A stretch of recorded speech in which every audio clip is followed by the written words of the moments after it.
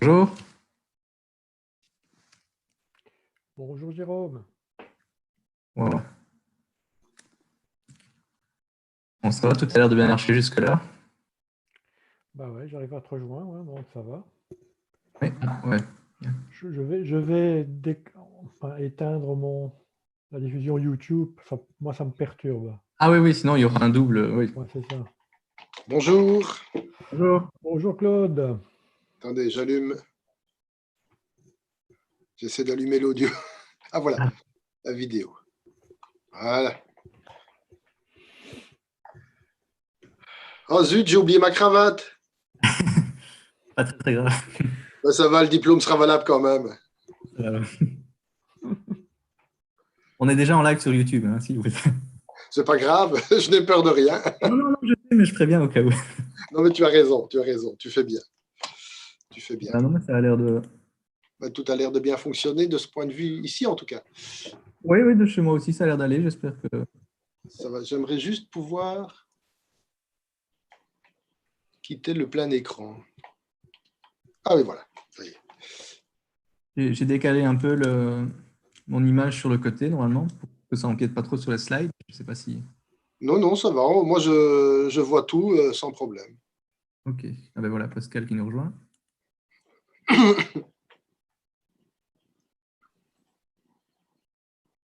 Salut. Salut. Vous allez bien? Autant qu'on peut en ces temps de confinement. Oui. On ne va pas raconter nos vies sur YouTube. Hein. Non, non, non, non. Je trouve amusant qu'étant un expert en QCD, je suis obligé de partager le sort des particules que j'étudie. Salut Jérôme, tu vas bien? Ça va, ça va. Ok, parfait.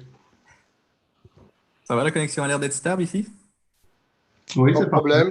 Tout va bien. Le son est bon et l'image aussi. Bonjour. Ça va. Ah, voilà Stéphane, que je vais accepter. Ok.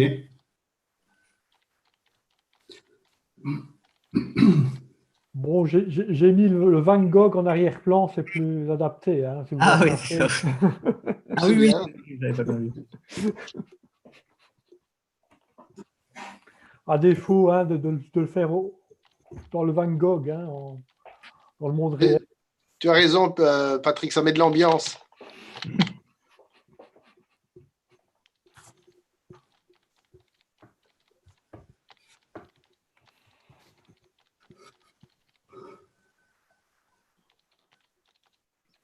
On est censé fermer nos micros quand tu parles, alors je suppose. Hein?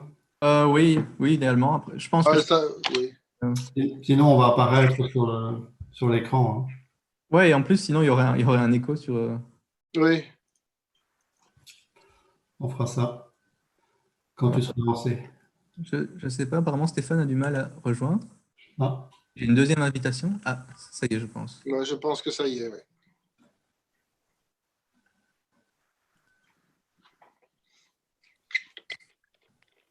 Yeah, good afternoon. Hello. Hello. Stéphane. Good afternoon. How is it going in Germany? I'm quite fine, thank you. Okay. And in your case, everything fine? You are prepared? You are sitting in the lecture hall, or? Patrick. No, Yes, Patrick. I am in the lecture room in the university. Biggest one. But you are the only one there, or what? Yeah, yeah. You have a very big house, Patrick. A huge house. A huge one. Okay, Michel is there too. Yeah, I think so. I am. Hi, Michel. We hear you, yeah. Okay, is everything okay from the technical point of view? It seems to be okay, yeah. Okay. Is somebody following on the YouTube channel what's happening? Yes, I do. Okay, great. There is something like 15 seconds delay or something like that. But, Yes, 15 seconds. Okay. Yes. Are there already a number of people connected to that? I don't... 18. 18. 18, okay. And you still have the chat for people that want to ask questions? Yes. Yeah, I see. Okay, so can I By will chat just or by say email? remind it to people. Perfect. Good, so. So we are just waiting for Frank.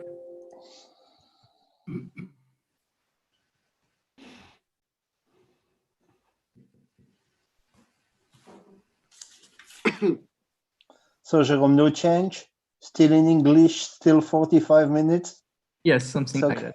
Great. A little bit more, I would say, no? No, okay, it's not a problem. I Maybe mean, 50 Yeah, it minutes. should be around 50. okay, no, not really in a hurry for that. Okay. Oh. It's not weekend tomorrow, so it's fine. Yeah, that's what happened with Corentin. Yeah. Mhm.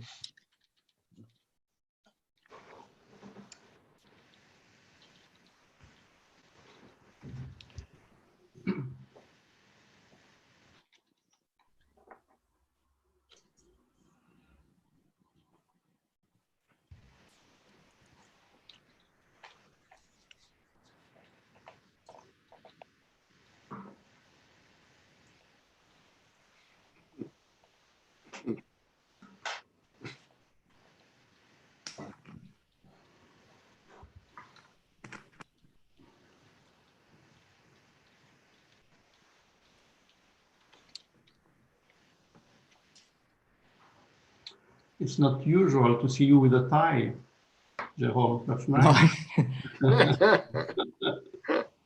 The first and the last time, maybe. Not the last time I.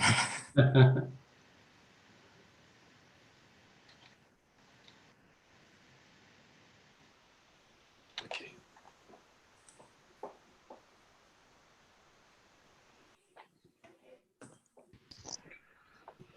Okay, some minutes.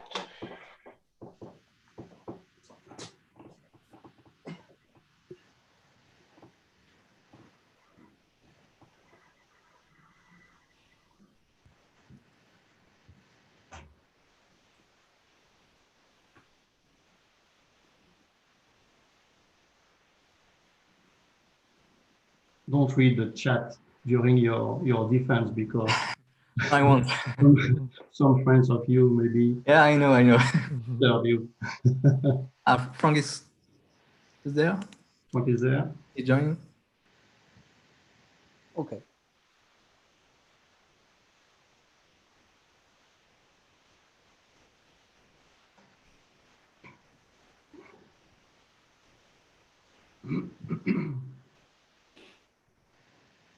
Hi, Frank. Are you there?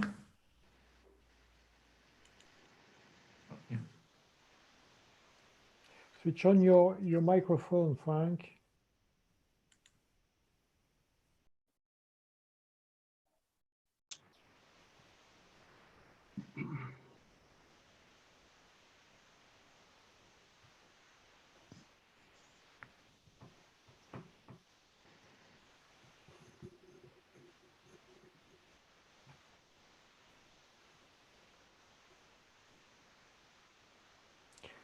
Hi, Frank. But yeah, I think your micro doesn't work.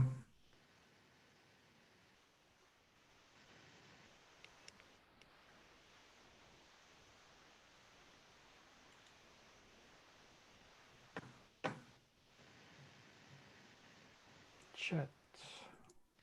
No, No. we no, don't hear Frank. you. No. No. Can't hear you. We can't see you.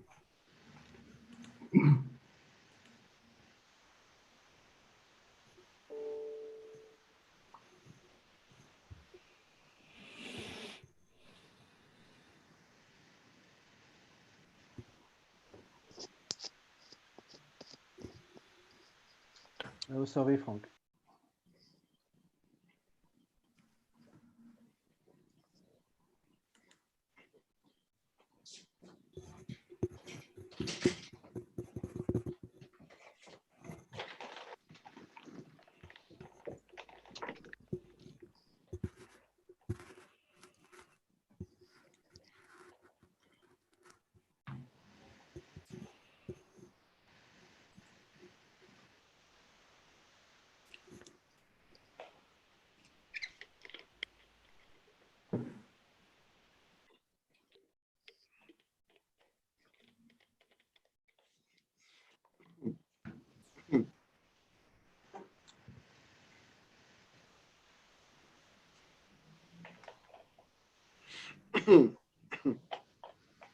We lost Michel too. No, I'm Hi, there. Frank. Oh, okay. No, because you only display 5 people on the screen. Oh, okay. Yeah. Okay. But we still have some technical problem with Frank connection. Okay. Maybe you can try to leave and come back. You want me to? Ah, no, unload it's them? working. Yeah, It's working. it's working. That's okay. Sorry, what? No, it's okay. Now it's working. No, Okay. we can hear you, Frank. You can hear us. Good. Okay, just to remind you, it's during the live diffusion. So there will be some small image with the person which is talking at the moment. So this means that if you ask a question or do some noise while Jérôme is explaining few things, then you will appear on the screen on the diffusion, on live diffusion. Okay, so just keep that in mind. Normally, I guess. We just have to switch off the microphone. Maybe if you switch off your microphone, then it's not a problem, and then you can just It's better. all the noise you want, and then it will be okay. Okay. So I can.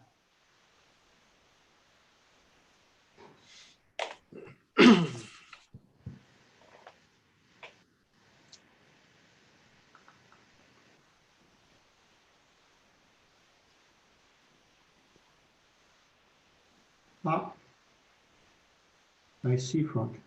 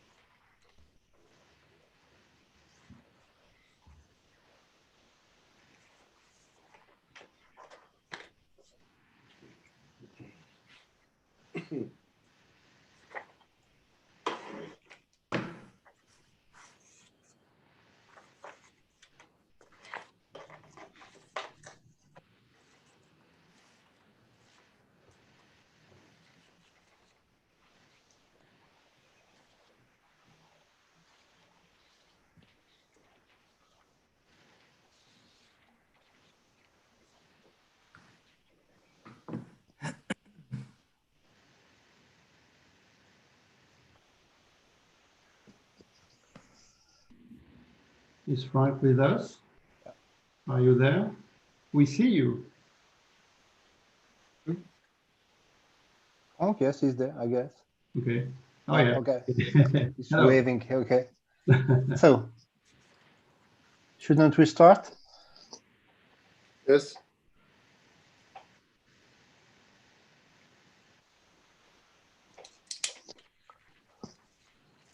Okay, let's go. So I think that you have nothing to do, Jérôme, except to talk after a couple of introduction words. Okay, so good afternoon, ladies and gentlemen, and maybe good morning if there are some people connected from the US. So we are here today just to hear about the research results of Jérôme Deprince for all the work he carried out for its PhD thesis. And of course, due to this very, very special circumstances, the public presentation of this thesis will be done by video conference. This will give the people attending to the presentation to see the members of the committee in front. Usually they only see their back. That's maybe the advantage, and also for Jérôme to keep a track of this presentation, because everything will be recorded and available for a couple of weeks, I guess. So let me just introduce to you the member of the committee, and there are two members which are not coming from the University of Mons. This is Professor Stefan Fritsch from Helmholtz Institute in Jena, and Dr. Franck Delahaye de l'Observatoire de Paris. The four remaining people are coming from the University of Mons, le professeur Pascal Quinet et le docteur Patrick Palmieri, who are the supervisors of this work, and the secretary of this committee is Professor Claude Semet, and myself, Professor Michel Vouet, will be the president of this. So a few words about the time lapse of this presentation. So Jérôme will present his results during 45 to 50 minutes. And then we will have a series of questions. So people have to be aware that there has already been a meeting of the committee who recognized the quality of the results and allowed Jérôme to come to publicly present them to you today. So Jérôme, please, the floor is yours for 50 minutes about. Okay, so good afternoon, everyone. Thank you all for attending my public defense in such special conditions. Actually, I never thought I would have become a YouTuber. But so I know that the title of my PhD thesis may seem a bit laborious, but I would just say that I'm basically interested in X-ray light emission by accreting black holes, and more specifically in how this X-ray line can be affected by the environment within which are located the emitting atoms. So here's the outline of my talk. First, I will give the main motivation of my talk, of my work, and especially the astrophysical context. Then I will explain what is a plasma and how plasma can affect the atomic structure of the ion embedded into it. Then I will briefly describe the theoretical method that I've been using during my PhD thesis. And finally, I will present the most important results of my work, and I will explain how these results can have an influence on the X-ray astrophysical spectra. So first of all, X-rays are high energy photons within those bands of energy wavelengths that are located between the ultraviolet and gamma rays within the electromagnetic spectrum. So X-ray can be produced by inertial atomic transitions, which means transitions involving electrons that are very close to the nucleus. And in particular, X-ray are specifically interesting in astronomy because the X-ray band covers the emission and absorption produced by inertial transition of astrophysically abundant ions. So X-ray lines are actually powerful tools to perform the diagnostic of astrophysical plasma, because from line positions, intensities, and shapes, you can obtain information about the gas composition, the temperature and density, ionization degree, dynamics, and so on. And some notable examples are the inertial X-ray lines emitted by iron and oxygen ions that are observed in most of the X-ray spectra of astrophysical objects that are very interesting, such as active galactic nuclei, X-ray binaries, accreting neutron stars, or black holes. The problem is that the X-ray are absorbed by the Earth's atmosphere, so it is not possible to observe astrophysical X-ray directly from Earth. So this is why we use balloons, rockets, and satellites. Here are two examples of famous X-ray satellites, Chandra, launched in 1999 by the NASA, and the European Newton, launched the same year. You can see that they have the same kind of instrument to detect X-rays, the grating spectrometers, but that Chandra has a better resolution. But for XMM Newton, it has a better effective collecting area that is almost 4 times bigger than for Chandra. So the use of both the satellite to observe the same source allow to obtain a high resolution spectrum with a good signal to noise ratio.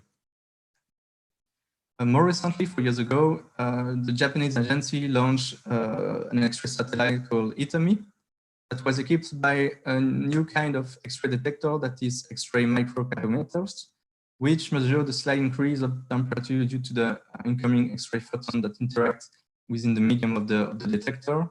So the challenge is to cool the temperature of the sensor to near absolute zero, but this allows to achieve the unprecedented resolution of 7 electron volts, which is a huge progress. But unfortunately, the JAXA lost the contact with the satellite 1 month after it was launched. So it's a sad story. But in the meantime, Hitomi had time to record the X-ray spectrum of the core of the precious cluster. So you can see here in black the one taken by Hitomi. It is compared with the spectrum taken by Suzaku of the same region. That is, Suzaku is the previous X-ray satellite from the JAXA. And so you can see that the resolution is really much improved. And you can see that, for example, this complex of lines here is much better resolved than for Suzaku. So in light of these promising results, this is why NASA and JAXA decided to launch a copy of Hitomi that will be called a CRISM, and that should be launched, it is scheduled to be launched within the next 2 years, and it should achieve the same kind of resolution as Hitomi, or even a bit better. There is also a European project, Athena, that should be launched in the early 30s, and that should achieve the resolution of 2.5 eV. So this complex of lines here is a very interesting interesting lines in astrophysics. It is iron K lines from iron ions. So what are the K lines? Well, if an X-ray photon can actually can be energetic enough to photoionize the K shell of an atom, which means that it can eject. It can have the sufficient energy to eject an electron from the K shell, and then the remaining ion ends up in a highly excited K vacancy state, that is a state with a hole in the K shell. And then the excited ion can de-excite by emitting by fluorescence an X-ray line, which is the K line. So this is a fluorescent emission process in the X-ray, but this is not the only process that can de-excite such an ion in a K vacancy state.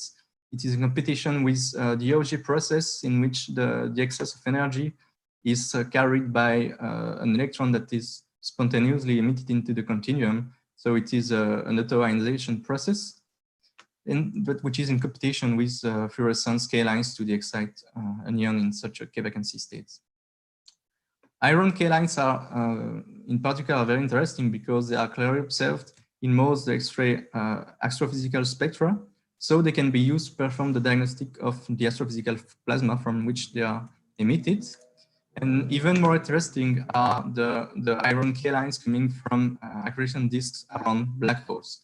So due to the very intense gravitational field of the black holes, the matter that is in the surrounding of the black holes, for example, from a neighbor star, can be attracted and accreted by the black hole, and to form in a flat disk structure spinning around the black hole. And within this accretion disk, there is some iron ions, and they can emit K lines. And this can be explained by the reflection model, in which it is assumed that there is an external source of X-ray that can come from flares in the disk, or even from the relativistic jets at the pole of the black hole. And these X-ray photons can be accelerated within a hot corona surrounding the black hole. So they can be accelerated to energy that are high enough to photoionize the K shell of iron ions that ends up in a K vacancy state, and that can thus emit fluorescence K lines. And so it is called reflection model because it is the picture of an external radiation, X-ray radiation, that come in the direction of the disk, and that is reflected by the disk.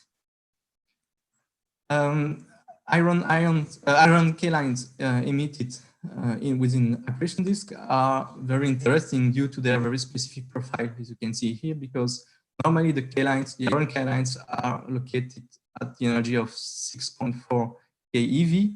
And you can see that the profile of those lines are really broadened and substantially redshifted. And this is due to the effect of special and general relativity, such as the relativistic Doppler effect and the gravitational redshift. So this means that the emitting ions are actually located very close to the central black hole. And this makes those lines some natural probe of the region very close to the accreting black hole, because by studying the profile and the intensity of such lines, it is possible to infer, to have information about the effects of the special and general relativity in the emitting region that are located very close to the black holes. And even more interesting is that you can actually infer some important features of the black hole itself, such as its spin, which is the dimensionless total angular momentum of the black hole. So it is linked to the rotation of the black holes. And actually, the spin of the black hole is directly linked to the location of the inner part of the accretion disk. So depending on the spin value, the inner part of the accretion disk can be located more or less close to the central black hole. So the emitting ions are located more or less close to the black hole. And then the K line emitted by those ions will be more or less distorted due to the intense gravitational field of the black hole. So by fitting the data to a model spectrum, it is actually possible to measure, to have an estimation of the value of the black hole spins. That is key parameters to understand the history of formation and evolution of the black holes. But the problem that recently comes out is that fitting the data to observation requires supersolar iron abundances, which means that in order to reproduce the observed spectrum, astrophysicists had to put into the models very huge quantity of iron ions. I mean, uncommonly high quantity of iron to reproduce the data. And there is no physical and plausible explanation to that. So the most likely explanation should come from some deficiencies of the current models. And one of those deficiencies is that the atomic data that are used in the astrophysical modeling code are data that have been computed within the isolated ion approximation. So just if the ion was in the vacuum alone, but in the reality, the ions are located within the accretion disk that is in a plasma state and that can have a quite high density. So it can affect the structure of the emitting ions. And recently, Schnittmann, Kronig, and Nobel have performed some magnetohydrodynamic simulation of the plasma of an accretion disk of a black hole of 10 solar masses. And they have been able to have an estimation of the temperature density profile of the accretion disk. So the plane Z equals 0 here and here is the plane of the accretion disk, and those solid black lines here and here delimits the border between the accretion disk and the hot corona, not the virus, but the plasma around the black hole. So they found that the physical condition within the accretion disk are such that the temperature should range between 10 to 5 to 10 to 7 Kelvin, here the blue region, and that the density, the electron density should be as high as 10 to 22 electrons per cubic centimeter, the yellow region here. So this is a quite high density for such a photoionized astrophysical plasma. So it may have some influence on the atomic processes occurring within the plasma. So just as a reminder, plasma is actually a hot ionized gas composed of ions and electrons that are moving and interacting together. It is basically a hot soup of charged particles, and that can behave, it has the behavior that is between the one of a liquid and the one of a gas. And this can be quantified by using the plasma coupling parameter, that gamma here, that is defined as the ratio between the mean Coulomb energy between two particles separated by a mean distance d. to the mean kinetic energy of the plasma. This is in the case of an astrophysical plasma.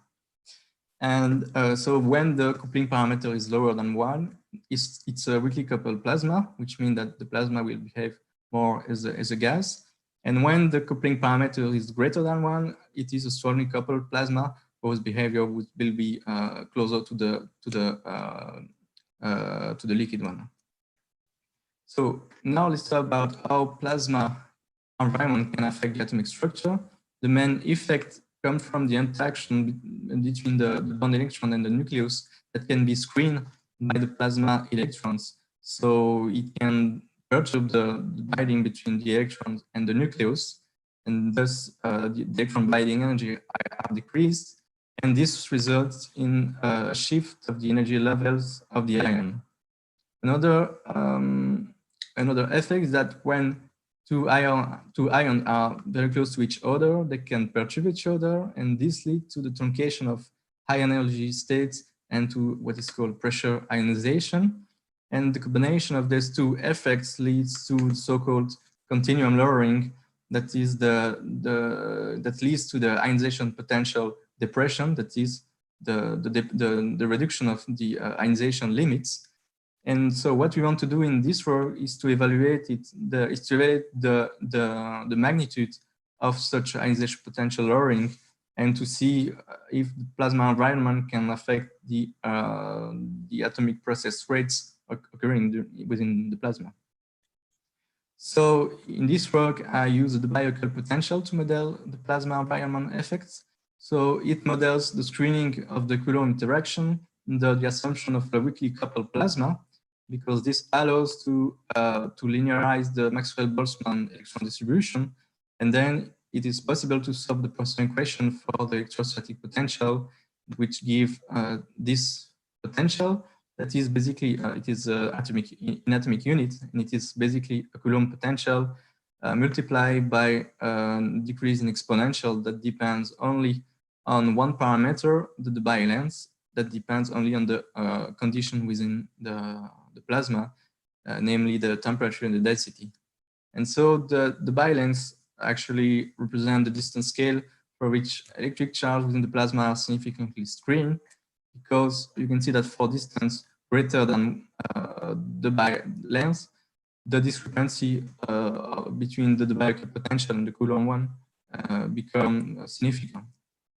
I would also like to define the screening parameter mu. This just is the inverse of the Debye length, because it is the parameter that I will use in the following of this talk.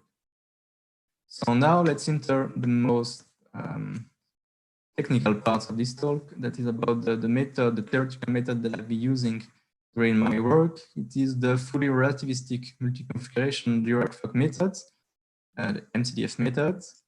So in the case of one electron problem, so the hydrogen atom problem, in relativistic quantum mechanics, you have to consider the Dirac Hamiltonian given here, with the kinetic part, the rest energy, and the Coulomb energy between the electron and the nucleus.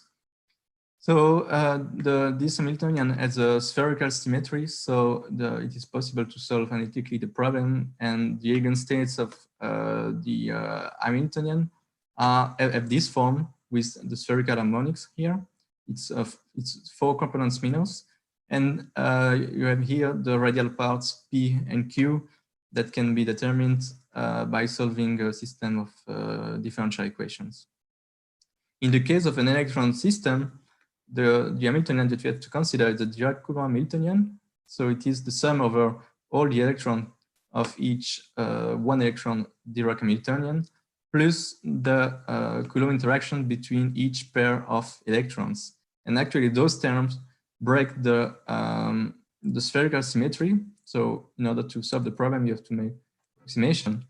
And in the MCDF method, the approximation that is used is a central field approximation, in which it is assumed that each electron is moving independently from each other with respect to each other within the potential, mean effective potential generated by the nucleus and the n-1 other bond electrons. So in this case, the one electron Hamiltonian can read as this, is the effective potential here.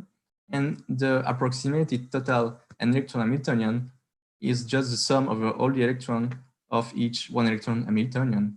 And so in this case, there is a spherical symmetry as for the hydrogen atom. And so the spin orbitals have the same form as the hydrogen atoms ones. But obviously the radial parts P and Q are different and have to be determined. And this can be done by applying a variational principle to an energy functional, which leads to a system of integral differential coupled equations named MCDF equations that can only be solved in an iterative way. And this is implemented in a GRASS2K program that I've been using during my thesis. As it is a multi-configuration method, it means that each atomic state function describes a linear combination of configuration of basis function called configuration state functions with the same parity and total angular momentum, where each CSF here are taken as antisymmetrized product of orthogonal spin orbitals, whose radial parts have been determined with the MCDF equation. And the coefficients here are the mixing coefficients. And so by solving the eigenvalue problems, the eigenvalues that you obtain are the energy levels, the atoms, and the eigenstates are the mixing coefficient of each ASF that give the representation of each ASF within the given basis of CSF. There are also some corrections from quantum electrodynamics that are taken perturbatively into account in the FCF methods, namely the transverse interaction, the vacuum polarization, and the electron self-energy. So now, if you want to take into account the Bickel potential to model plasma effect within the MCDF method, so here are the Bickel potential for the electron-nucleus interaction, and here for the electron-electron interaction with the screening parameter mu here. And if you want to take into account the Bickel potential instead of Coulomb potential, you have to replace in the one electron Dirac Hamiltonian and in the Dirac Coulomb total Hamiltonian the Coulomb potential by the Bickel potential for electron nucleus and for electron-electron interaction. But actually, this is the most technical part. It's not easy as it seems because there are some angular terms, so it's a bit tricky. But this is implemented in the perturbatively in the relative curve developed by Stefan Fritsch. So in the accretion disk, the conditions are such that the coupling parameter is still lower than 0.6. And actually, in most cases, it's much lower than 0.6. But for the most extreme conditions, it is close to 0.6. So it is a coupled plasma. So the Bickel potential should be appropriate to describe those conditions, such a plasma. And now if you have a look at the screening parameter values, depending on the conditions within the plasma, you can see that for the most extreme conditions, so for the lowest temperature with the highest density, it corresponds to a screening parameter of 0.24. This is why in my work, I decided to study the effect of plasma for screening parameters values ranging from 0, that is the isolated ion case, to 0.25. So before discussing the result concerning K-lines, I want to show you two validations of my model to test our model. So the first one is an experimental line shift in the singly ionized oxygen for those plasma conditions which correspond to a screening parameter of 0.017. So you can see that we've been able to reproduce with our method the experimental line shift within a very good agreement. But if we neglect the electron-electron scaling, you can see that the shift that we obtain are 5 times bigger than the one observed. So this is to highlight the importance to take into account such screening between the electron-electron interaction. Another validation here is for the line shift of the helium alpha titanium line. In a high density plasma, you can see it's very high density, it's about 10 to 24 electron per cubic centimeter, but with a high temperature too. It corresponds to a plasma screening parameter of 0.27. And you can see that the ship that we compute in this work is in very good agreement with the one that has been measured. So this is to show that we can be quite confident in using our model with plasma screening parameter up to 0.25 as we intend to do in this work. Okay, so now let's talk about the result concerning K lines and in the oxygen ions, because they have a structure that less complex than iron ions, and they have an astrophysical importance too. So for the methodology, to build the multi-configuration model, I use the active space method, which consists in exciting one or more electrons from reference configurations to a given set of active orbitals. So for all the oxygen ions, I consider single and double excitation from spectroscopic configuration to configuration including n=2 and n=3 orbitals. So spectroscopic configurations mean configuration that we want to study. So in this case, configuration involved in the K-lines transitions. So for example, here are the reference configuration in the case of the helium-like oxygen 7. So it is, there are 1s², 1s2s, and 1s2p. And when considering all the excitation, the multi-configuration model contains in total up to 7,000 of CSF. And then the relativistic orbitals were optimized by my amazing weighted trace of the Zodiac-Coulomb Hamiltonian by using the EL option of the Grass-Ducate codes and by considering perturbatively the QED corrections that I mentioned before. So, okay, so before talking about plasma effect, I want to show you a few comparisons of some of our results with a few experimental data and data computed 15 years ago by Garcia et al. Using two other methods, non-relativistic methods. So you can see that the wavelengths, so the K-line radiative wavelength that we computed this work are in good agreement with both experimental data and the results from Garcia et al. In the case of the isolated ion. The agreement is better than 1%. When in the case of radiative rates, you can see that the agreement is quite good. And for the Auger-Wyss, so Auger-Wyss are the sum on all the Auger rates that can be excited given K-vacancy states. So you can see that the discrepancy is a bit more important, but this is mainly due to the relativistic effects because MCDF is a fully relativistic method, unlike HFR and autostructure. Okay, so now let's talk about the plasma effect on the ionization potential. So here are the ionization potential for the isolated ion case for mu = 0.1 and for mu = 0.25. And here for mu = 0.1, but neglecting the screening of the electron-electron interactions. And you can see that in that case, this leads to a negative and so to a non-physical ionization potential value for the neutral oxygen. So this is to show and to stress again that the electron-electron screening cannot be neglected in such calculations. Well, and now concerning the plasma effect, you can see that, for example, for the neutral oxygen, there is a lowering about 50%. So the ionization potential lowering is really substantial. Also, you can see that the lowering is linear with the screening parameter and almost linear with the effective charge.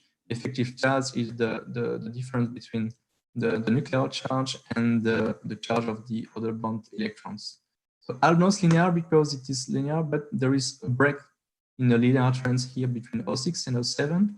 And this is due to the closure of the K-shell. Because actually, when you want to compute the ionization potential, you consider the binding energy of the electron that is the less bound electron. And in the case of O7, it is a K-shell electron, while in the case of O6 and for all the other ions, it's a L-shell electrons. So the break in the linear trends come from the closure of the K-shell.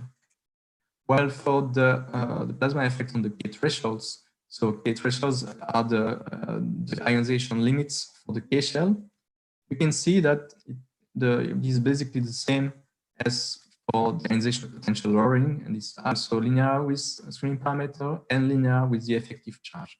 You don't have the break in the linear trend here because it is always a K-shell electron that is removed in the case of the K thresholds. So I want to show you also here a comparison between the shift that we compute for a select sample of oxygen ions, a comparison with the result that we obtain in comparison with the one obtained by the ultra-structure method that have been recently modified to include the Biochemical potential to model plasma effects. I don't have time to give the details about this method, but I just want to show that the result that we obtain in both cases, so important ionization potential lowering, are in very good agreements. So this means that the Biochemical potential was correctly introduced in both the methods. Now, concerning the K-line wavelength, you can see that the variation due to plasma effect is nonlinear, and that all the K-lines are redshifted by up to 0.1 angstrom for mu equal 0.25. So this corresponds to variation up to 0.5%. So variations are really small, but they could be at the limit of the detection capabilities of the future X-ray microcalorimeters on board the future X-ray missions such as CRISM or Athena. Concerning the effect of the radiative rates and OGWs, the effects are really small and too small actually to be significant because it's smaller than the rate accuracy, and it is also too small to affect the fluorescence. Okay, so now let's enter the more interesting part concerning the ions, because I told you before about those iron K-lines that are distorted and that can give an estimation of the spin of the black holes. So to compute the atomic structure of such iron ions, you use the same methodology as for the oxygen ions, so the active space method, and we consider the ions separately depending on their row within the periodic table. So for example, here's the first row, helium light to neon light, so the first and the second row, and then here the third row and the fourth row.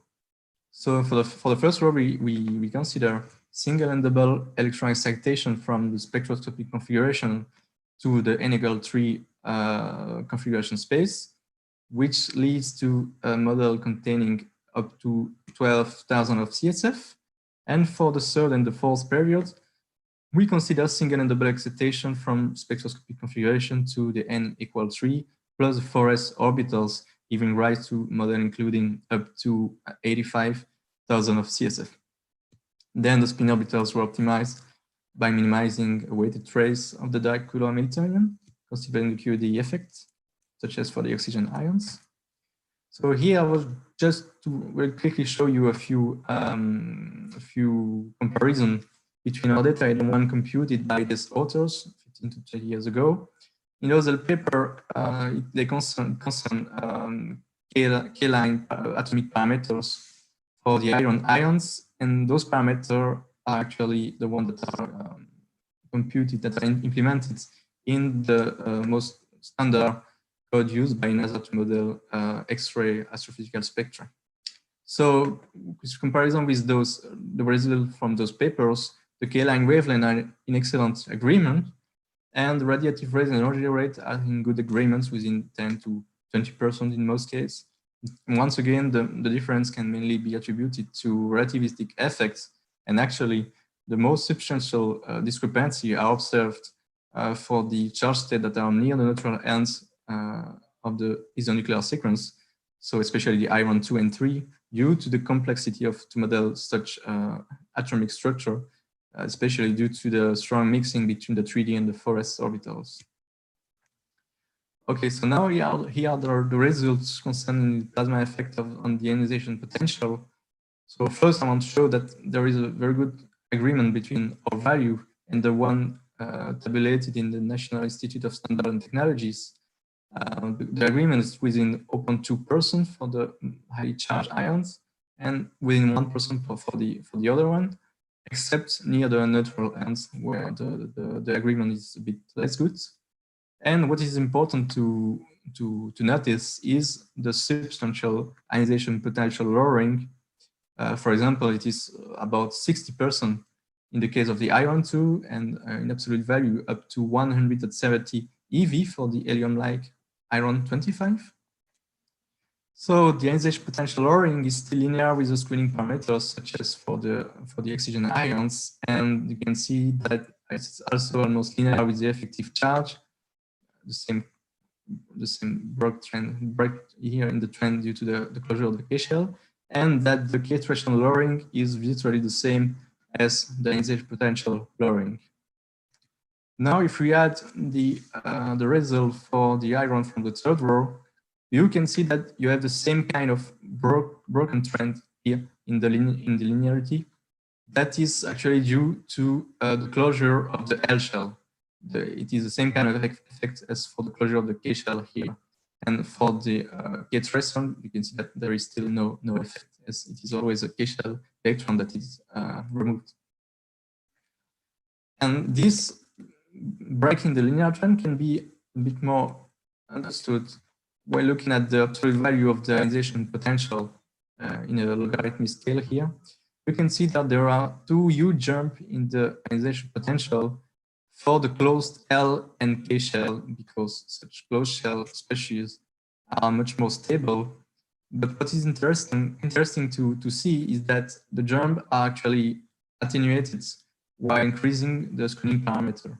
So due to the plasma effect, the jump are attenuated, and this explains why there is a change here in the linear trend. And for the K threshold, you can see that there is only a little small change in the slope. If we now have a look at the ionization potential lowering for the fourth row iron ions, you can see that you have the same kind of effects here around iron 9 due to the closure of the 3p subshell. So the jump is less important because it's not closure of an entire atomic shell, but of a subshell. And you have also the same kind of effect here, which is due to the opening of the N shell and to the strong mixing of the 3p and 4s subshell. Now, concerning the effect of the plasma on the K-line radiative wavelength, you can see that once again they are all redshifted. For the K-alpha lines, they are redshifted by up to 1 milliangstrom, and for K-beta lines, they are redshifted by up to 2 milliangstroms. So K-alpha lines are actually K-lines involving n equal 2 electrons, and K-beta lines involves n equal 3 electrons. So this is why those K-beta lines are more sensitive to plasma effect. The other n equal 3 electrons are more sensitive to the plasma environments.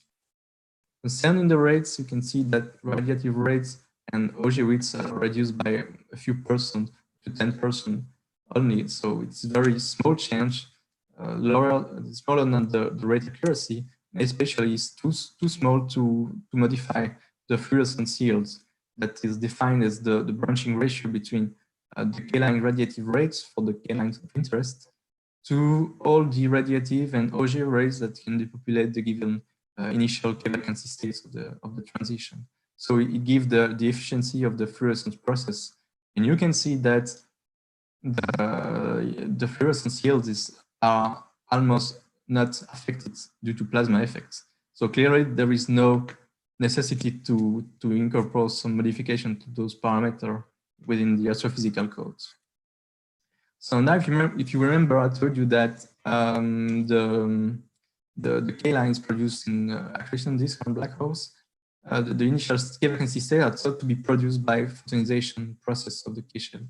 So an interesting parameter to look at is the K shell photonization cross-section that is here given in the case of the iron 24.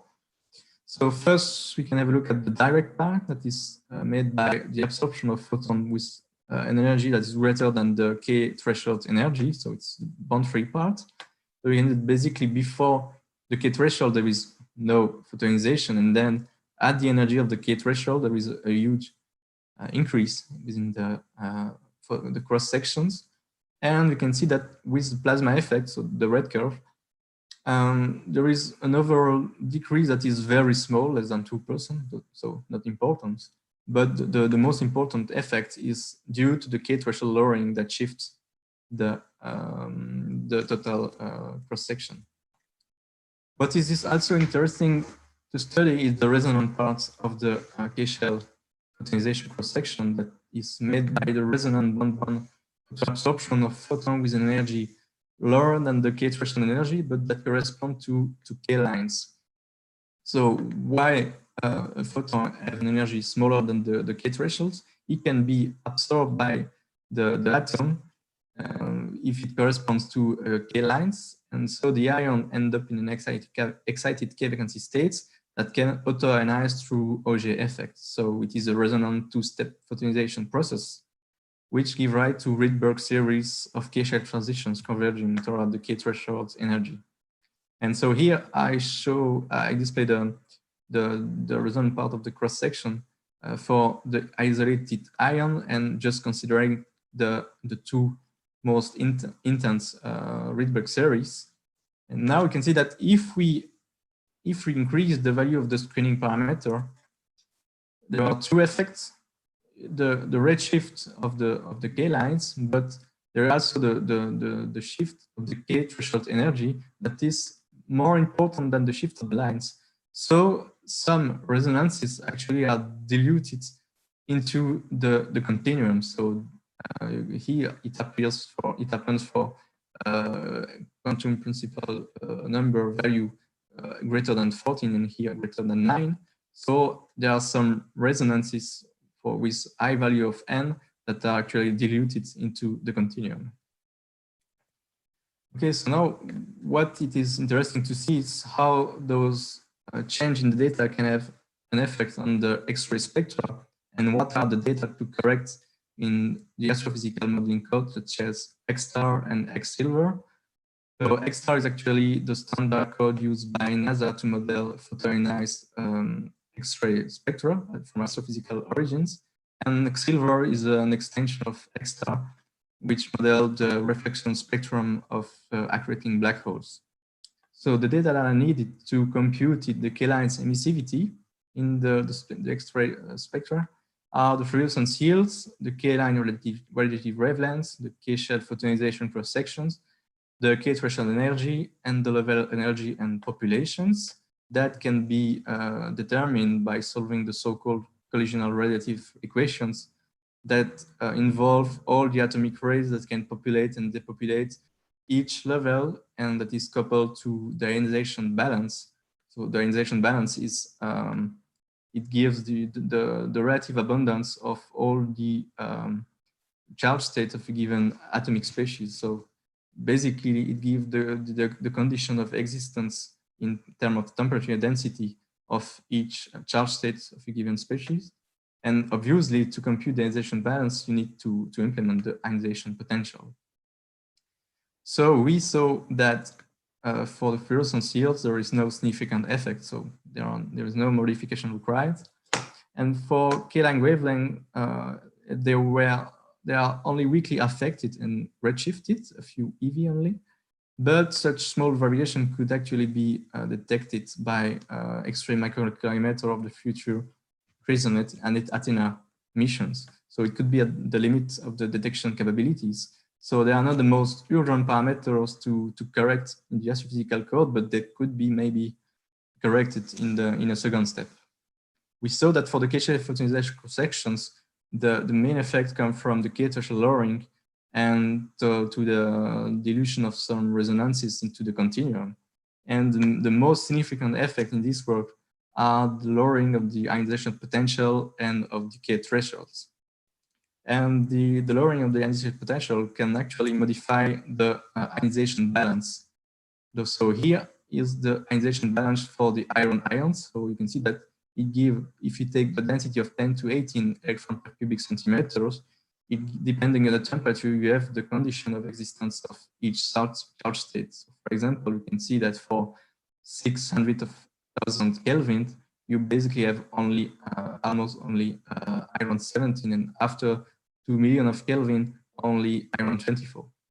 While increasing the density to 10 to 22 electron per cubic centimeter, but in the first step, without considering the effect of the plasma environment, you can see that the conditions are really changed, And that, for example, you have, I mean, the lower charge states subsist at higher energy. Well, now if we include the effects of the plasma environment, so the ionization potential lowering, and if we make a zoom, so you can see that, for example, if we take the iron 10 here, you can see that the maximum value of abundance is about the temperature of 500 of 1,000 Kelvin. And if we include the ionization potential lowering due to plasma effects, you can see that the condition are changed and that the maximum appears for 400 of 1,000 Kelvin. So there is a change of 100 of 1,000 Kelvins in the condition of existence of this charge state. So 100 of 1,000 Kelvin is huge. So surely this should have some important change in the astrophysical, in the observed astrophysical spectra. This is why we wanted to derive some formulae to have an estimation of the change of the modification due to plasma effect of the ionization potential and K thresholds, so that those formulae could be implemented in X-star to correct the data for the isolated ion case.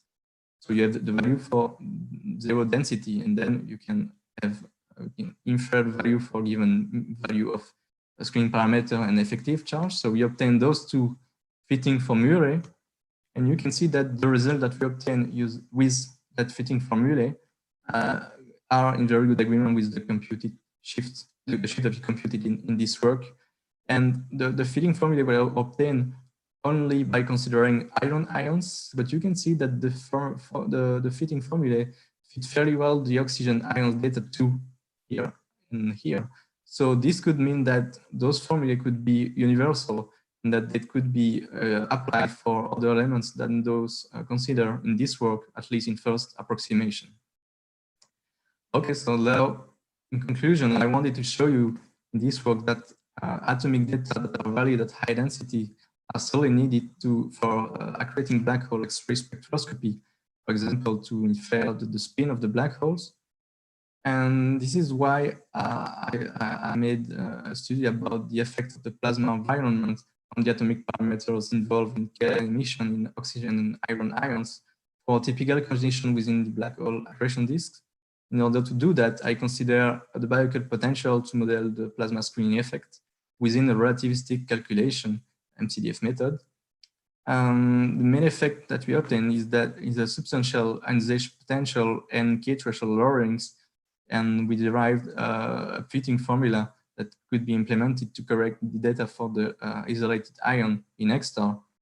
We also saw that there is a small redshift of the K lines that is really small, but that could be detectable with the new instruments on board the future X-ray missions, where we saw that there are no significant change in the fluorescence yields, so no need to correct radiative rates and OJ rates in the models, and that the K-shell photonization cross-section are especially affected through the K threshold lowering, and then there is also this effect of resonance dilution into the continuum. So the main prospect of this work is to implement the new data in the X-star course, as I already told, and to estimate the change due to plasma effect on the X-ray reflection spectra of accreting black holes by using the silver code.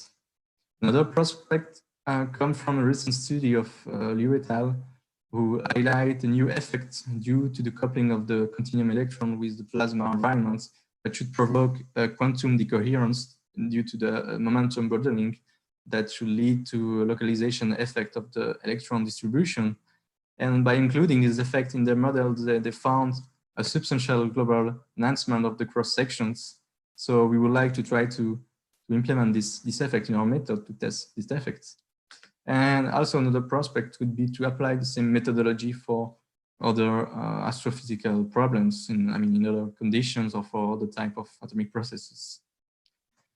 And so if you have questions, don't hesitate to ask me either by using the YouTube chat or by sending me your question on my email address given here. I will answer your questions in live. So thank you all for your attention.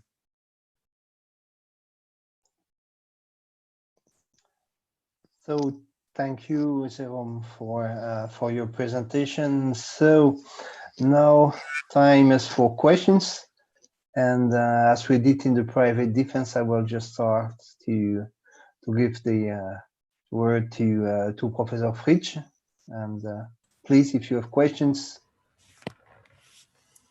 Okay, thank you much, Jérôme. I enjoyed what you told us today about your work. It's quite impressive. You nicely explained that apparently both ionization thresholds as well as or the ionization potentials, as well as to some extent the rates, perhaps to a minor extent, have influence on this astrophysical observation and the interpretation. But how do you see in the medium term the communication of your results? You have to bring it to something like fit formula in order to get it included, or in which way it might be efficient to communicate basically your results, because all depends that they are included at the right place. Actually, the proposal from a postdoc is to implement those data in the extra code by using, for example, this fitting formulae. So the way that we think to act is to modify the isolated value of the extra database by using those fitting formulae, and then to use the result in the silver code to see the effect on the X-ray spectrum of accreting black hole. So this would mean you make somehow a loop that you calculate new scenarios, you get new type of fitting formulas, and this is basically the main communication to the astrophysical community. If they have in the right moment somehow an adapted shift or an adapted rate, then they should be happy. Yes, I think. Okay. And second question, perhaps, you explained at the beginning how they observed this one. Can you make it perhaps a bit more explicit? I think it was around transparency number 14 or 16 or something like this. So how they observe? Sorry. Yeah, how it become a bit, must be a bit earlier, please, perhaps one or two earlier. Yeah, here in this day, you said that it is quite obvious that there's something missing. I missed a little bit this point. Okay. So, extent is it obvious, and what are possible reasons for such discrepancies? So you mean why it should come from plasma effect, or what? Yeah, why it is quite obvious that something is missing in it is their not, model. Okay. Something is missing in the model because when they want to fit the data to the observation, they have to use a quantity of iron, supersolar quantity of iron. So several times the solar abundance, and there is no physical explanation to this because it happens as well for supermassive black holes than for stellar mass black holes, and as they are the formation and evolution are very different, there is no reason that of such a so rich iron plasma. Okay, this I understand. So this is from an astrophysical viewpoint. It's a very strong argument that something is not in best understanding, but it does not necessarily tell you that it need to be this type of plasma shifts, which is the reason. Perhaps there are also maybe there are other reasons. It is. And are there some suspects in the astrophysical community? Yes, the suspect it could come from. You mean other suspects? I don't know. Really, I don't know. I just know that the high density effects are one of the ID. But okay, maybe, so for these maybe people, it is quite obvious. Think first of all, think on the plasma. This is what so it should the be, way it of should astrophysics be a people. first step. Okay. It should be a first step to see if it can go on the good direction to correct this problem. but maybe there are other problems. Okay, and perhaps a bit a technical question, but I don't know whether I should extend it so much. If you look now on this given family of codes, as a GASP and to some extent RATIP, what would you wish in the future to see differently? I mean, what could be better than? Yeah, for your own work. Oh, I know that you are developing your Jack code, so you could yeah, the question goes a little bit in this direction. But what would you wish from your side? About new codes or about? No, yeah. What type of features? What would simplify your own life? In the sense what you want to do and what you need to do in the next year, perhaps. Oh, in the next year, I would like to learn to use XStar and Silver to go astrophysical sites. So from the atomic side, you are in principle happy with what you have. Oh, yes, I think. Okay, no, it's fine. Okay, thank you. Okay. Thank you. Maybe the next external member of the committee, Dr. Delahaye. Yep. Okay. Thank you. Well, very nice talk. Thank you, Jérôme. And I just have one quick question. Well, actually two. The first one, you are talking about the fluence field. You are talking about the OJ width and OJ line that are underlying and the K line that are not shifted very much, and you think that it's not very important to include them in the X star. However, when you look at the result you have comparing with the others, you find discrepancy within 10 to 20%, which are not due to the screening effect, but just simply by the simple calculation. I was just curious. Relativistic effects. This. For example, yeah, there's this part, and there's also, I think, at some point you said that you have a discrepancy with the other autostructures that is about 20% something. Yeah, you just passed it. Okay. Yeah, so the rates are within the 10 to 20%. Okay, you think that's a good agreement? It's not as, I mean, it's in most cases it is about 10 to 15%, but there are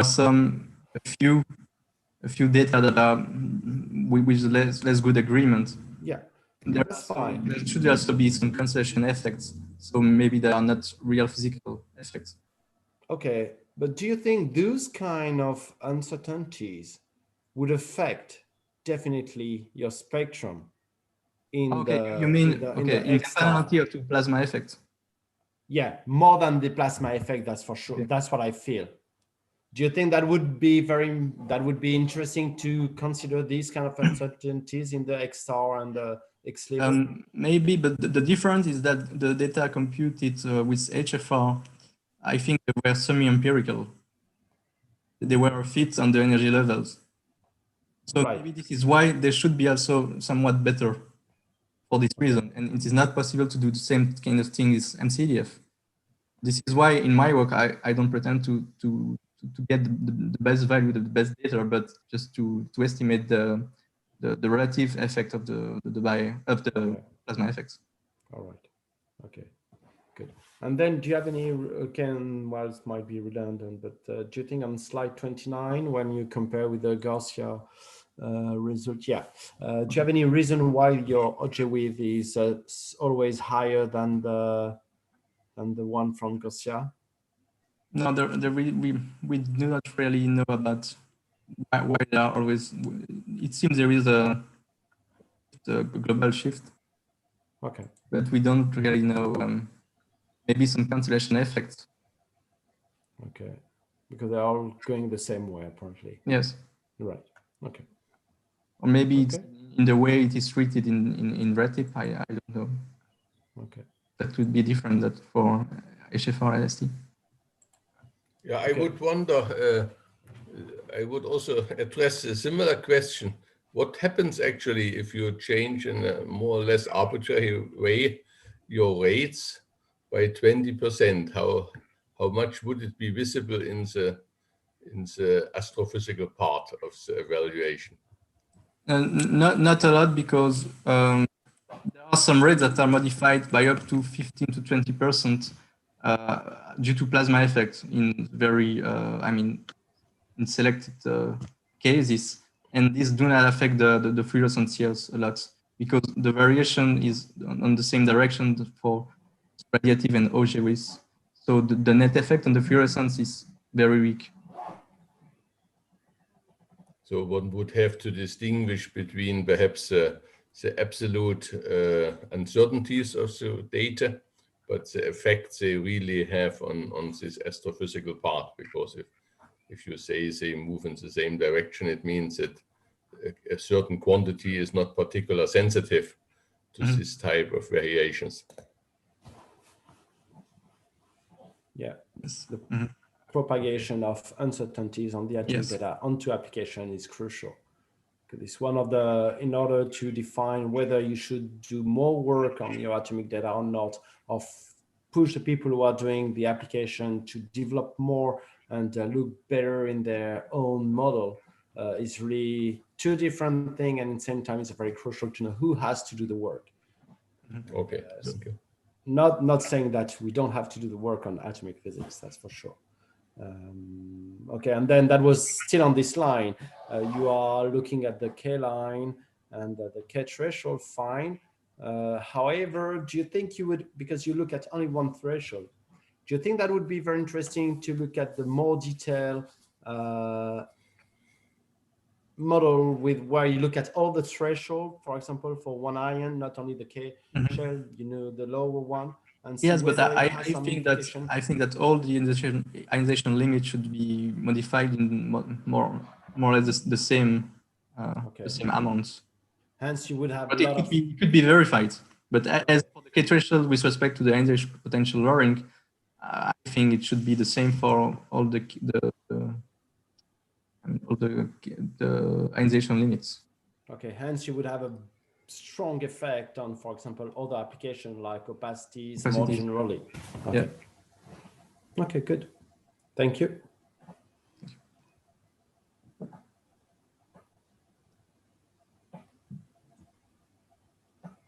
Oh, Michel, I think your microphone is off. You have to open your microphone. I'm off, sorry. Okay. So, Professor Semet now. Just. Okay, thank you. First, I would thank Jérôme for his very nice presentation. I already said all the good things I think about the work during the private presentation, but I can repeat for the public presentation. I think it's a very good work with physical motivation, which are well explained. There is a good structure. This text is very clear, so it's a very, very good work. But I'm not an expert, so it's important to say that. I had the opportunity to ask a lot of questions during the private presentation, but I saved one for the public one. In the text and in the presentation, you insist on the fact that it is really important to take into account the screening between the interaction between two electrons. But are there any reasons to believe that it's not important? And so, yeah, actually, it is. There was a little bit of controversy about that. So, yes, some people say that as the ions are, have not a lot of velocity, I mean, as they are bigger, they do not move a lot. So it is not very likely that an ion can screen the electron interactions. But I mean, the calculation show that they should be included in order to reproduce, for example, experimental shifts. So that's really important. So that's you. Yes, we think that's really important, because otherwise the effects are overestimated. Okay. And this is why sometimes some people say that the Biocle is not appropriate to describe such situation, because they don't put the electron-electron interaction. So there is an overestimation, but that can be counteracted by the screening of the electron-electron interaction. Okay. Thank you. It was my last question. Thank you. Okay. Now I can just ask to the supervisors. if they have extra questions after these years. Yes, thank you. Well, as you can imagine, Michel, I've had the opportunity to discuss so many times with Jérôme over the last few years, so I don't have any questions, and I reserve my comments for after the deliberation. Okay. Patrick? Me too. Okay. During all these 4 years, I have plenty of time to discuss science, and I've asked my questions and discussed with Okay, thank you. Jérôme. So it's almost mandatory to ask. So I can just, I mean, maybe so. Okay, I will just finish. Maybe 2 quick questions, because I'm not sure I understood the last answer to the question of Dr. Delahaye about this slide 29, Jérôme. You present the ratio of the wavelength you calculated and the radiative, yes, rate ratio, comparing to 2 other methods. And okay, you code that these are not fully relativistic. Okay, you can just correct me if I'm wrong. Huh? So it's okay. But you do not compare with the experimental data when there are, and it seems that in that case, the data from Garcia and co-workers seems to be closer than yours to the experimental ones. So my question was, in this case. In this case, is yes, it that one? Okay, because there is a table.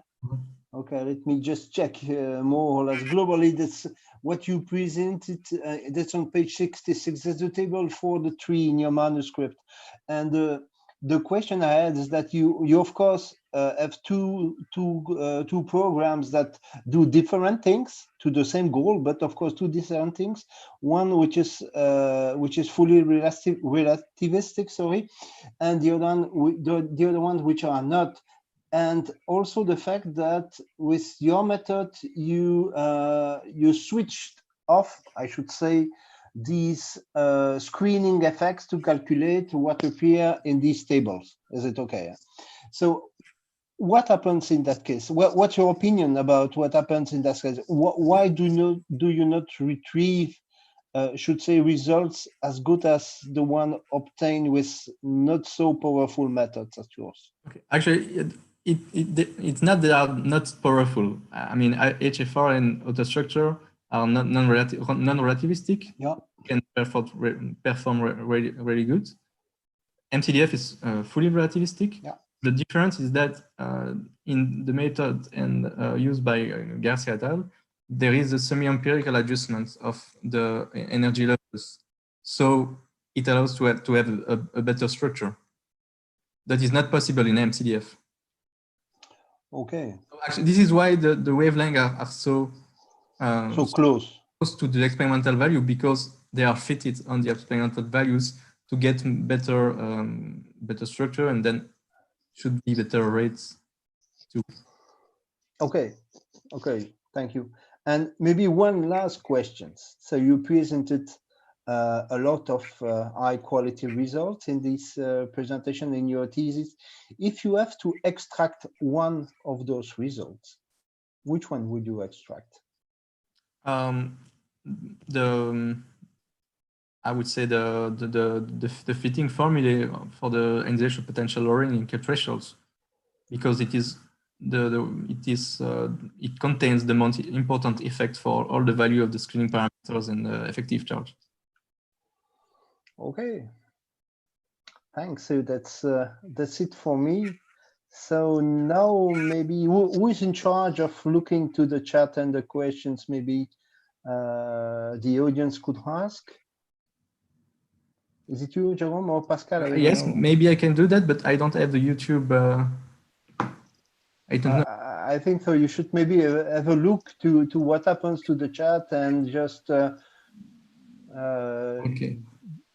It doesn't change something if I just move my screen like this? Or yes.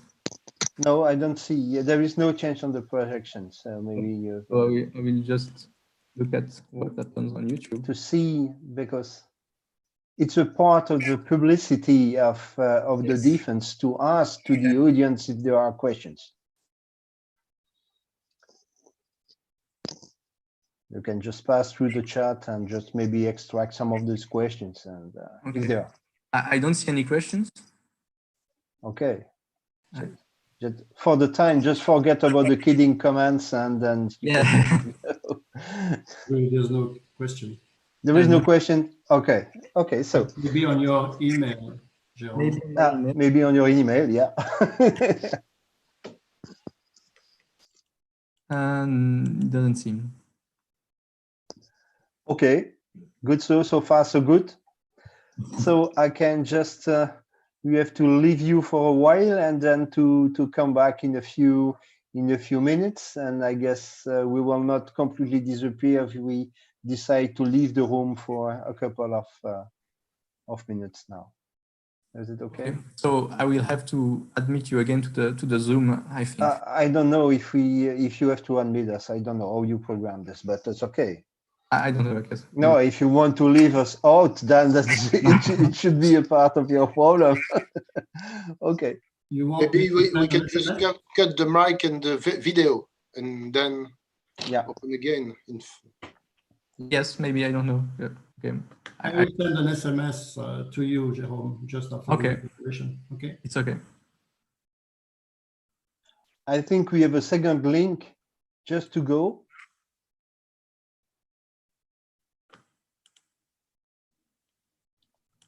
Is it okay? But if we just leave now, we can have. Do we have a second link, Pascal? You send us something for the deliberation. Yes, we have a second link. So we are leaving the room. Yes, but we are leaving the room, and then we will come back after that. Yeah. Okay.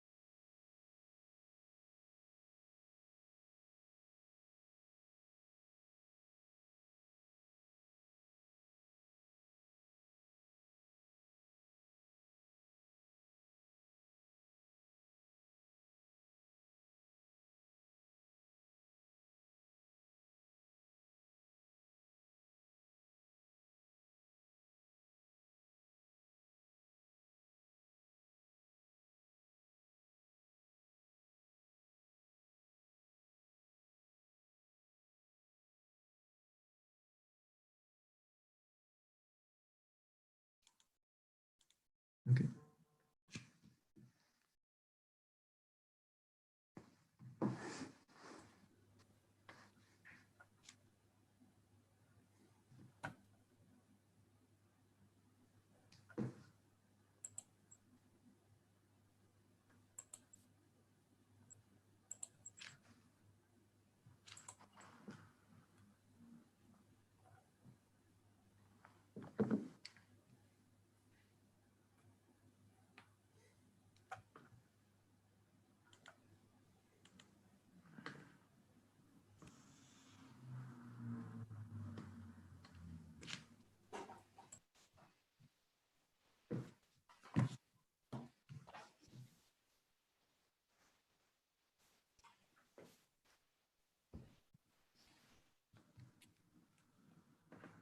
Delay, where are you?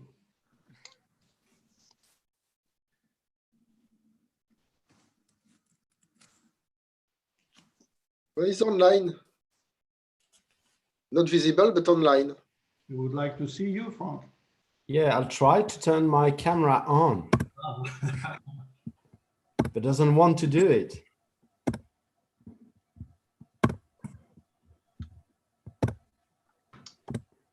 Already too late in Paris?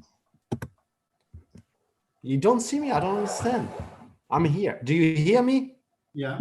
Yeah, sure. Okay. Well, you know, I click on the button, little start camera, but doesn't work.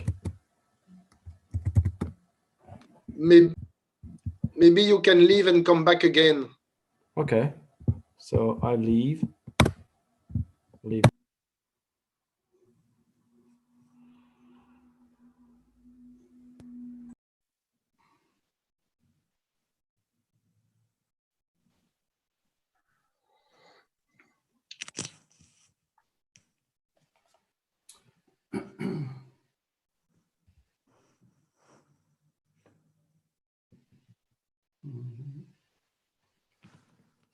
Maybe it was not a good suggestion. We leave. We lost him, definitely. Ah, no, he's getting back. No, no. Yes.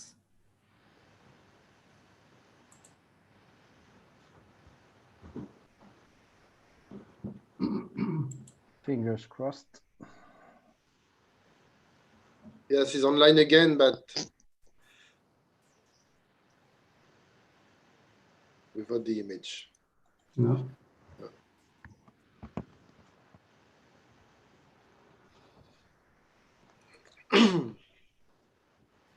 Can you hear me?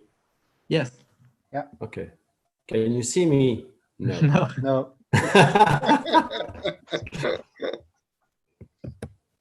Well, I guess it's not too bad. Well, I mean, it's fine if you don't see me. I won't be upset. Don't worry. Okay. I just don't know why.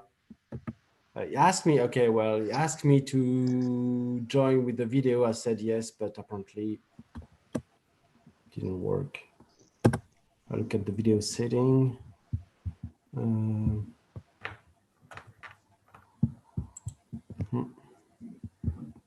Nope. Nothing. Maybe he dropped your camera. Maybe you have to quit the Teams. Teams. Maybe Yes. quit Teams. Ah, yeah. I did quit the thing. I did quit everything Zoom, and I came back and they see the same. That's okay if I don't. Why you have to see me? Of course. Yeah, I would not be able We to. miss you, Frank. Live streaming. Okay. Okay, I'll quit again and try again. Okay.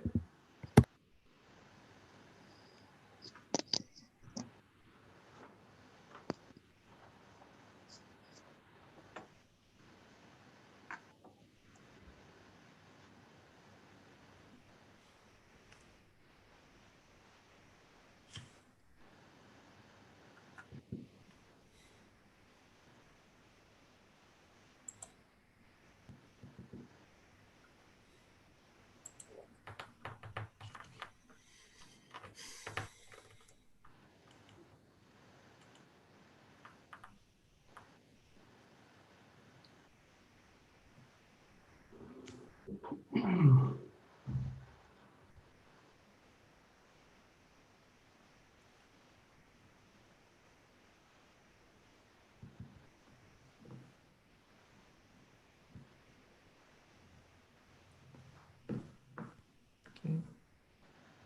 Frank is coming back.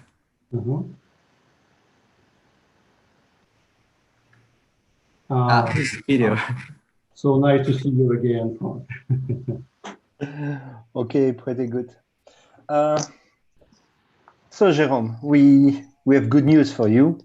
So, okay, I will just, because I don't know, well, probably I'm not able to translate it in English, and I don't know if I'm allowed to do it, so I can just read everything in French, and then,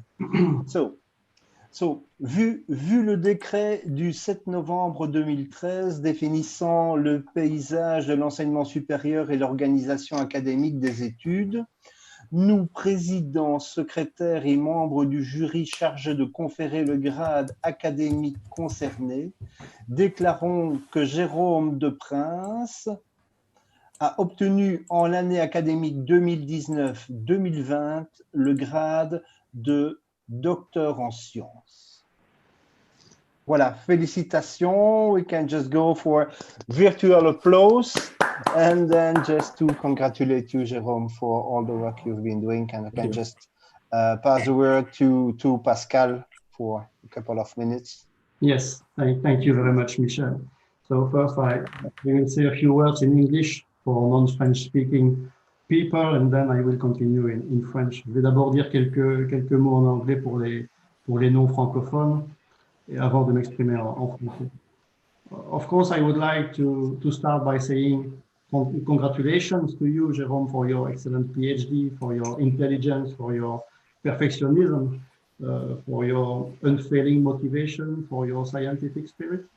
Thank you also for your permanent availability, for your daily good mood, and also for your precious help in my course of atomic and molecular physics.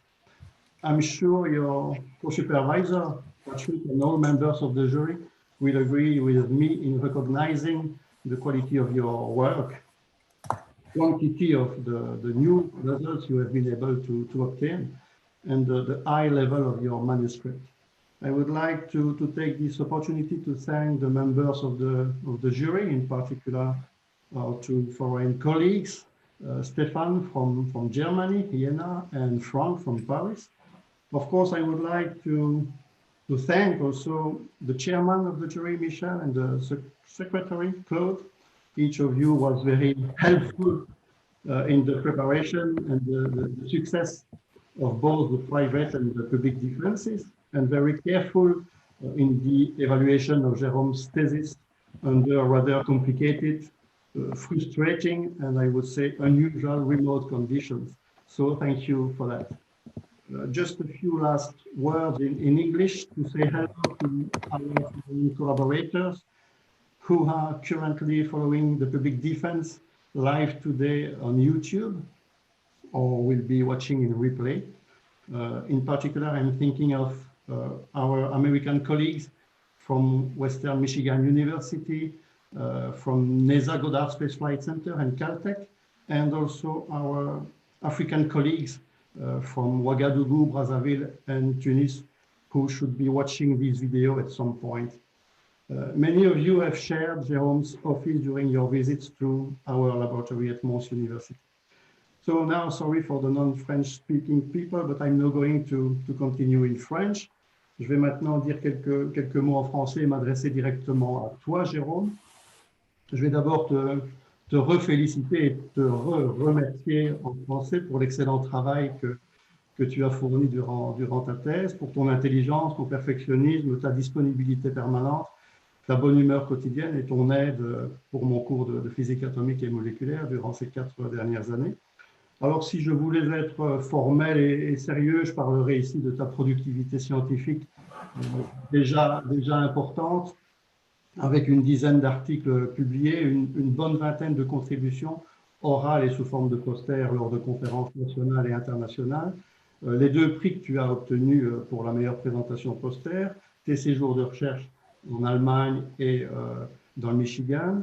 L'obtention de près de 150 crédits de formation doctorale, alors que théoriquement, tu devais en obtenir 60, j'en passe et des meilleurs.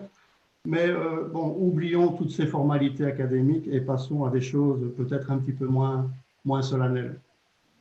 Tout d'abord, sur le plan personnel, j'aimerais dire que 2020 restera certainement pour moi une année mémorable, essentiellement pour 3 raisons, et ce, en partie grâce à toi, Jérôme, puisque en fait, tu es mon premier docteur pour lequel je suis le moteur principal, première raison.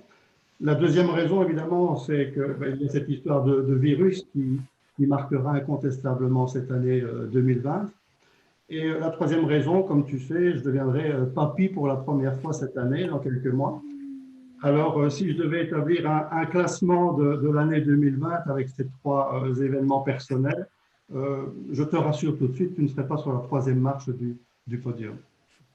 Je voulais aussi te dire, Jérôme, qu'un doctorat, c'est un apprentissage dans les 2 sens. Alors, si tu as évidemment sans doute appris des choses très intéressantes durant tes 4 dernières années, sache que nous tous dans le service, et moi en particulier, avons beaucoup appris de toi. Par exemple, pour ne pas oublier ce que j'avais à dire aujourd'hui, je me suis inspiré de ta façon de faire. Et en fait, comme toi, j'ai appliqué une méthode mnémotechnique très efficace, très appropriée apparemment, basée sur un processus sophistiqué, moderne et terriblement innovant, à savoir la méthode multiconfigurationnelle du post-it. Et comme toi, tu vois, ceci pour ne pas oublier tout ce que j'avais à te dire aujourd'hui. Alors merci pour ça, Jérôme, tu m'as inculqué pas mal de choses. Tu m'as aussi appris que l'on pouvait être fan de foot à la fois et de la Juventus de Turin. Fan au point d'avoir non seulement le maillot Juventus, le mug Juventus, le parapluie Juventus, la clé USB Juventus, la coque iPhone Juventus et sans doute d'autres choses plus personnelles et intimes dont je n'ai pas été le témoin, dont on a vaguement parlé. Permets-moi de te dire qu'à ce niveau-là de fanatisme, on est en droit de faire rimer Juventus avec virus, sans mauvais jeu de mots en ce qui concerne cette année 2020. Virus que tu as d'ailleurs failli nous ramener, puisque tu es allé voir un match à Turin, dans le nord de l'Italie, quelques jours avant que ce maudit virus, pas celui de la Juventus, nous parvienne en Belgique, probablement en provenance lui-même du nord de l'Italie. Je n'accuse bien évidemment personne ici, mais avoue que la coïncidence est troublante. Tu m'as aussi appris que Vivaldi, ce n'était pas seulement les 4 saisons, mais c'était aussi, de ton point de vue gastronomique, un mélange improbable de tomates, d'olives, d'épinards, de saucisses, et j'en passe, en référence à ce qui semblait faire invariablement ton bonheur lors de nos différentes pauses pizza dans le service. Alors, j'ajouterais aussi qu'avoir un collaborateur comme toi, Jérôme, c'est très précieux, non seulement au niveau scientifique, mais également au niveau médical. En effet, durant ces 4 dernières années, nous n'avons connu dans le service aucun mal de gorge, aucun état grippal, aucune rhinite, aucune pharyngite, aucune angine. Et cela grâce à toi, Jérôme, et aux vapeurs d'eucalyptus qui émanaient de ton bureau et qui remplissaient tout le service, que dis-je, tout le 2e étage du bâtiment 4, voire même une bonne partie du campus. Une odeur décapante et apparemment quand même assez purifiante. Enfin, je ne voudrais pas terminer sans évoquer ta grande passion, voire ta très grande passion, pour les bons vins et les bonnes tables. Cette passion m'a appris 2 choses. Tout d'abord, que l'on pouvait se laisser aller à acheter des centaines de bouteilles de vin, en Italie notamment, ce qui est très louable, hein, mais que cela suffisait à peine à combler tes besoins pour quelques mois, ce qui est un petit peu plus surprenant. Ensuite, grâce à ton attirance pour les bonnes tables, je suppose que tu t'en souviens, lors d'une conférence à Paris, de ta première conférence à Paris, tu m'as notamment fait connaître un très bon restaurant, Périgourdin, dans le quartier latin, restaurant dans lequel je retourne très souvent quand je vais à Paris, et duquel je sors systématiquement avec la même jalousie à ton égard, en me posant systématiquement la même question: comment peut-on aimer ce genre de gastronomie et ne pas prendre un gramme? Là, je pense que j'ai encore pas mal à apprendre de toi, une question d'âge sans doute. Alors voilà, je ne serai pas beaucoup plus long, je terminerai en te réitérant mes félicitations pour ton brillant doctorat. Merci. Je t'en prie. Et en étendant surtout ces félicitations à toute ta famille et à ta copine, bien sûr, qui, je sais, ont toujours été très, très présents pour te supporter lors de tes études. Supporter dans le bon sens du terme, je l'espère. Alors, pour conclure, je vais te souhaiter tout le meilleur pour ton futur postdoc qui devrait, je l'espère, commencer bientôt sous le soleil de Californie. Entre parenthèses, Californie qui produit de très bons vins. Donc, pense aux collègues à ton retour, s'il te plaît. Merci. Et pour ne pas te laisser faire la fête dans ton coin, en l'honneur de ce que nous avons partagé justement dans ce fameux restaurant Périgourdin il y a quelques années, eh bien, je vais m'offrir un verre de Gros Hermitage en ton honneur, en te disant à ta santé et en te disant encore bravo et merci, docteur Jérôme Deprince. À ta santé. Merci. Santé.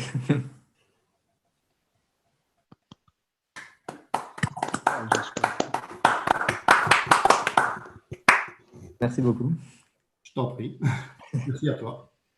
Bon, quand ça sera terminé, j'espère qu'on pourra en boire ensemble, hein, du gros. Oui, ce serait chouette. Bien, moi, j'ai fini mon boulot. Hein. Voilà. Moi aussi, je veux bien dire quelques mots, peut-être, pour remercier en anglais et en français les personnes. So, first of all, I want to thank all the members of my jury who have accepted to read my thesis and to take part in both of my private and public defense. Maintenant, en français, j'aimerais les remercier évidemment mes deux promoteurs, hein, Pascal et Patrick. Ça fait maintenant 6 ans qu'on travaille ensemble, hein, depuis mon stage de Master 1, puis mon mémoire, et puis mes 4 années de doctorat. Et donc, je vous remercie pour tout ce que vous avez fait pour moi, évidemment, parce que vous avez fortement contribué avec vos conseils, entre autres, à mon travail, à la bonne... au fait de mener à bien mon travail et aussi à mettre une bonne ambiance dans le service entre les différentes pauses café et midi pizza, entre autres. Alors, en parlant de bonne ambiance, je remercie aussi Sébastien et Elena qui sont en train de m'écouter pour la bonne ambiance dans le bureau, mais aussi pour leur... C'est sûr qu'avoir une bonne ambiance dans le bureau, c'est toujours mieux pour aller travailler. Ensuite, évidemment, je remercie ma famille qui a toujours été là pour me soutenir tout au long de mes études, hein, depuis toujours. Toujours été là pour moi. Évidemment, je remercie Mélanie, ma copine, peut-être inclure ma famille de toute façon, mais pour son soutien sans faille aussi et d'avoir toujours été là, même dans les moments les plus compliqués, surtout dans mes moments de stress à l'approche de dates de remise ou de défense.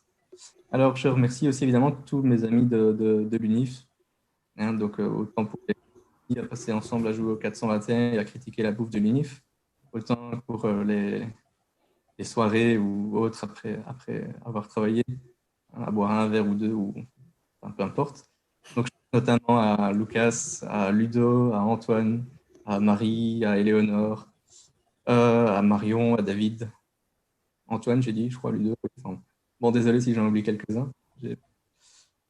Puis, évidemment, je remercie aussi Floriane pour son aide en anglais pour mon manuscrit. Elle a toujours été là en mode test quasi 7 jours sur 7 pour moi, donc merci Floriane. Je remercie aussi Corentin pour son aide par rapport à la connexion entre Zoom et YouTube. Ça m'a fait gagner un précieux temps, son aide.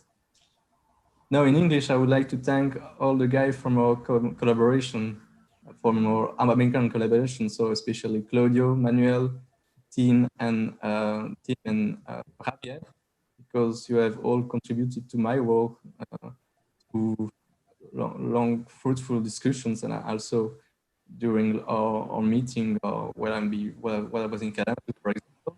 So thank you all for all your help. And also thank you to Stefan Fritsch, Professor Stefan Fritsch, because you gave us the relative code 5 years ago, and this work wouldn't have been possible without relative. And also thank you for your invitation last year in Jena. And so I would like to thank again all the people who have attended my defense. Merci à tous. Merci à toi. Merci. Okay, merci. Je veux simplement Je voulais simplement dire quelque chose à destination des parents et de ta fiancée, qui pouvaient être fiers de votre fils et de votre petit-fils et de votre petit ami, car il est devenu à présent le docteur Jérôme Deprince, et en tant que tel, il fait désormais partie de la grande communauté internationale des chercheurs. Félicitations, docteur Deprince. J'espère que nous pourrons célébrer cet événement bientôt ensemble dans le monde réel. Again, congratulations, Jérôme. Good celebration with your family at home. And I hope we will celebrate this event together soon in the real world. Et dis-toi qu'avec l'âge, maintenant, tu vas commencer à grossir quand tu fréquenteras les restaurants. And I would add that finally I'm jealous of him because he's more Italian than I am, being a vibrant tifoso of Juventus of Torino, following and discussing passionately the Italian football championship. Really. Merci, merci Louis. Et je suis le seul à boire, moi. Jérôme, tu n'as pas. Ah, ouais. Pas sous la main, mais j'en aurai bientôt. Il y a des choses. Distribute. Je suis fou, mais c'est de l'eau. J'ai que l'eau sous la main, mais ça va changer d'ici. Okay, congratulations from my side as well. Thank you, Sevan. Okay. So that's it. I can just leave you. Don't be too frustrated because I know that having a PhD defense in these circumstances, it's maybe not the best thing I could wish to the next students that will present their work. And I hope everything will go soon better for you to allow you to fly and to go to the West Coast. Yeah. Okay, great. See you. Thank you. Bye-bye. Bye. Bye-bye. Bye. Thank you. See you.